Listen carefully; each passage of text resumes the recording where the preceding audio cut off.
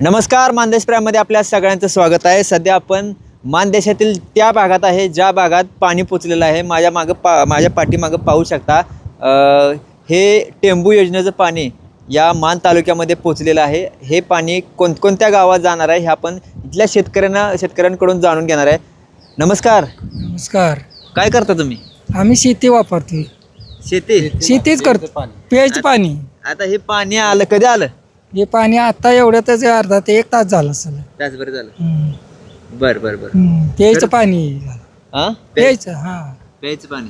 प्यायचं पाणी. ह्या अगोदर परिस्थिती कशी होती? अहो पण तोच काय सगळी जगायलाच जाते. इथं कोणच नव्हतं या भागाला. पाणीच नव्हतं. आता हे पाणी झाल्यामुळे तेवढी वाईश सुधारणा झाली. ओके. म्हणजे तुम्हाला आता पाणी आलंय आता हे? हा, पाणी आलंय आम्हाला आता. आता हे पिकाचं काय? पिकं काय वाळण चालले ते आता. पाऊसच कुठं आहे आम्हाला, पाणी नाही. पेसाठी पाणी आहे. प्यायसाठी. वरनं कापूसवाडीवरनं येत आहे. कुठं जाणार आहे पाणी? कापूसवाडीला पण जात आहे. अजून? कापूसवाडीला जात आहे, तिकडे बागल्यावाडीला पण जात आहे. बर. खाली मांबरेश्वरवाडी तलावाचा मांबरेश्वरवाडी तलावाच भरणार. ओके. त्यातनं वरी आलंय. आता जनावरांना हे प्यायला पाणी चांगलं झालं? आता जनावर प्यायला वाडीने खाली मोकळ्या अंगाने पेते ती सगळे झालंय. पाणी काढून पाजत ती जनावरला. बरोबर. गेल्या वर्षी ह्या दिवसात परिस्थिती काय होती? गेल्या वर्षी वाईट बरं होतं, पण आमचा लईच म्हणजे भगाडात पडला आम्हाला सगळा. पावसामुळे काहीच नाही. शेतकऱ्याला नुसते पेरून ठेवले त्या बाजरी. मंडळी, ग्रामविकास मंत्री जयकुमार गोरे यांना या शेतकऱ्यांनी मागणी केली, आम्हाला पाणी द्या. आणि आज या ठिकाणी शेतकऱ्यांच्या मागण्या पूर्ण झालेल्या आहेत. अजून काही भागात पाणी यायचं राहिलेलं आहे, परंतु ज्या गावात पाईपलाईन झाली त्या गावात किती वर्षापासून तुम्हाला पाणी येते? आणि याला किती वर्ष झाली? 5-6 वर्ष झाले असतील. 5 वर्ष झाले असतील. 5 पाणी येते त्याला.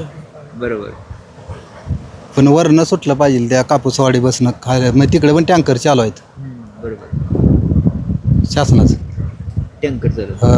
काय भागात टँकर चालू आहे तर चालू जायचं तर नवर जावा टँकर चालूच आहे तसं. विरळीला आहे. विरळीला पाणी नाही. कापसाडी आहे, वर पाणीच नाही.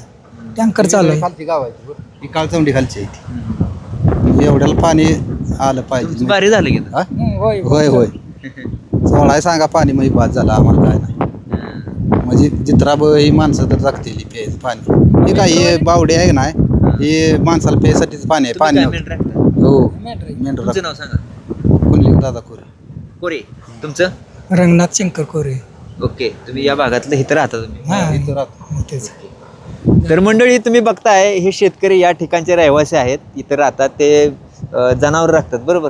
जनावर आहे, ती शेती करतात आणि यांच्या खोऱ्यामध्ये पाणी पोचलेलं आहे, त्याच्यामुळे त्यांच्या चेहऱ्यावरती आनंद आहे. अच्छा, हो, आम्हाला आनंद झाला. आनंद आहे. आता जिथं पाणी पोचलंय तिथं अडचण लय अवघड मोठी आहे. म्हणणाऱ्याला इकडे सुटलं ना आम्हाला कसं नाही, अशी बघा परिस्थिती आहे माणसाची. म्हणा ह्या वाडीला कसं सुटलं ना आम्हालाच कसं पाणी. अशी काय गाव आहे ती राहिली. विवरला टप्पा सगळा राहिला. तर काही दिवसामध्ये हा मानदेश दुष्काळमुक्त होण्याकडे वाटचाल सुरू आहे. आता या 5 वर्षामध्ये या भागात पाणी यायला सुरुवात झाली. अजून ज्या भागात पाणी आलेलं नाही त्या भागात पाणी येणं गरजेचं आहे आणि त्यासाठी इथले नेते प्रयत्न करतायत, प्रयत्नशील आहेत, हे सगळ्यांना माहिती आहे. परंतु सध्याची जर परिस्थिती बघितली, पावसानं दडी मारल्यामुळे शेतकरी चिंतेत असताना असं पाणी आल्यावर थोडं बरं वाटतं. यायला लागले जित्राबाचे. आणि एक तरी जमीन आम्हाला कमी अपुरी येते डोंगरामुळं. थोडी राहणं सगळं डोंगरच. तेवढंच की हिरीसनी पाणी आपलं ही फुटतं. असं झालं आम्हाला. ठीक आहे. तर मंडळी, भेटूया पुढच्या व्हिडिओमध्ये. पाहत राहा मानदेश प्राईम. धन्यवाद.